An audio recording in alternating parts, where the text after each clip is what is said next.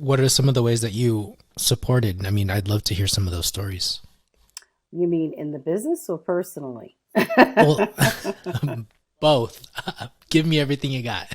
Well, basically, in the beginning, I mean, I was still working full time, but I was also helping out with a lot of the administrative stuff in the business. And even though we were in New Jersey, I was still coming into Brooklyn, a couple of nights a week. And sometimes I would drive after work and, in rush hour traffic, even though it's only 40 miles, it could take an hour and a half.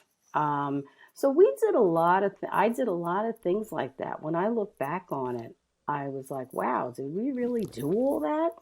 Like sometimes I would shop at my lunch hour Hmm. and bring stuff back to my building and put it in the refrigerator and then bring it here after work. I mean, I did a Wow. lot of stuff. And but you know what? When it's your business, and I tell people this, you're not working for somebody else. You're working for yourself. If you don't do it or you don't attend to it, who's going to attend to it? Right. And like in the beginning, we didn't have a lot of money, so it wasn't like we were getting everything delivered. Paulie went to Restaurant Depot twice a week. He went to the local produce market and shopped Tuesdays and Fridays. He would shop most of the day and then drive everything into Brooklyn. I mean, we when I look back on it, like we really did a lot. Um, so, but again, nothing comes without hard work. You know, People can Yeah. walk into our restaurant and look at it and it's beautiful and we have a great design. We're very fortunate with the brothers that we met that designed our place. They just had a great vision and they were amazing. But the bottom line is, there's a lot that goes into it. It's not just what you see on the outside. There's so many pieces to it that have to Yeah. keep going. And I wouldn't say it's for everybody. I definitely would not say that. Hmm. It is not for everybody. You would have to be something that you really, really want, and you have to be willing to take some risks. And Hmm. I guess we did take a lot of risks when I look back on it. Yeah. I know Polly, really wanted it too. Um, what were your intentions? Like, what was your want? Did you just want your husband to be happy? Did you want a business yourself? Did you envision yourself working here? What were your thoughts? Well, no, I didn't envision that at all because I didn't have a real major role in the beginning because I was also working a full-time job.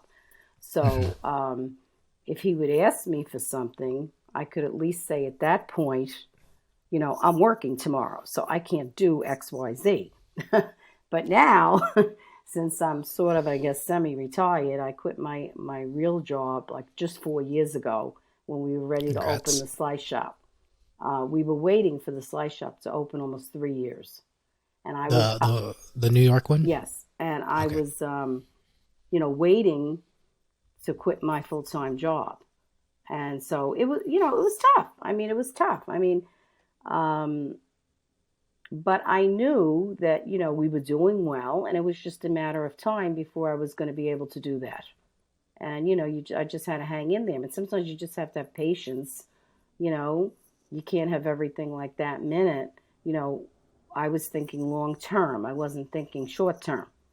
And so I knew once the slice shop opened, that we would be in a better place, and that I could quit my job. I kind of knew. I didn't know how well we would do, but I knew that if we did okay, then I could be involved with more charitable works. And that was really my mission for going into it. Because once I didn't have my full time job, then I could attend to more of the things that I love to do. And the bottom line is, though, then the pandemic happened, you know? And Hmm. so that really pulled me almost full time into the business, I would say, Wow. because I had to really pick up a lot because we closed at 60 Greenpoint 2 times and reopened 2 times. And we were closed about 6 months out of the year in 2020. And it was challenging. I mean, I thought that, you know, it was hard enough to open a business and operate a business, and then to be in New York City during this time, and then try to bring our business back. Um, I mean, we had doubts. I'm sure everybody did. It was challenging. I mean, I really learned that year what I was made of.